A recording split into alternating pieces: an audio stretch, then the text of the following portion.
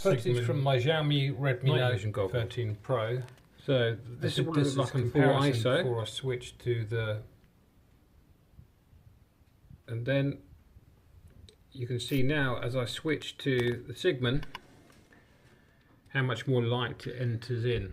Now this was the first time that I actually had a go and played around with it, and what I noticed was it's good. I wanted an all-rounder which I could use for various purposes, but this was like an astronomy go. But I noticed the field of view is very, very small. That post you see in the picture is really zoomed in on. So at that point I was a little bit disappointed, thinking that it's not really going to be great for observing the stars or looking at satellites or whatever. But it turned out to be much better than I thought, and I had lots of fun with it. So here I am just having a look at some stars, playing around with the buttons. This was, I thought I had it in starlight mode, but I didn't. So again, it was getting used to it. So that's just the normal mode, which is far better than my camera phone can actually manage. So this is the evening skies, the sun setting facing north. Then I'm playing around with the buttons a bit more, just trying to understand why nothing is lighting up. I switched to infrared.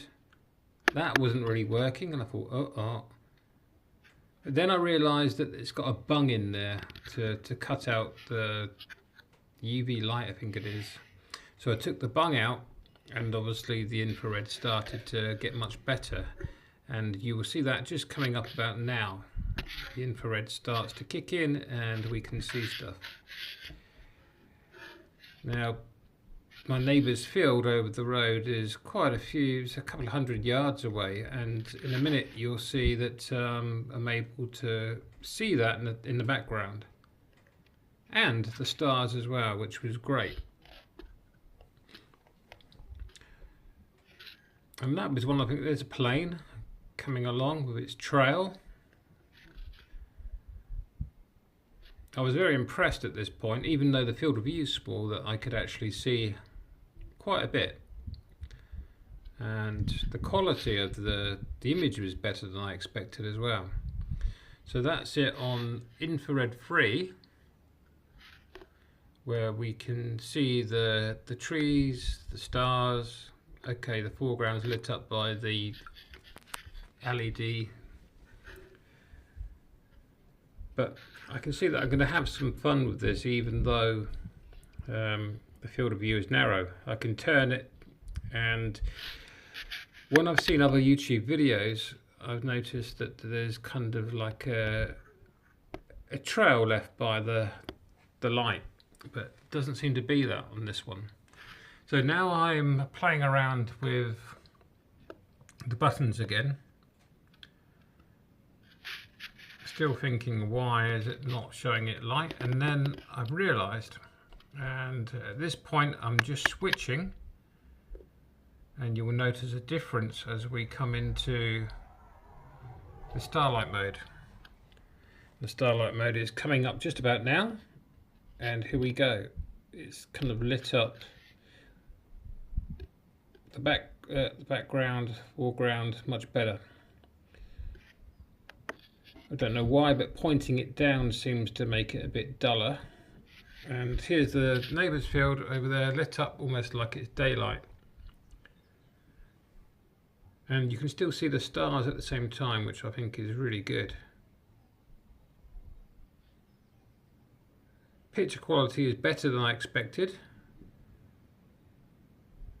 So yeah, here we go with the starlight mode, which I think I will use most of the time.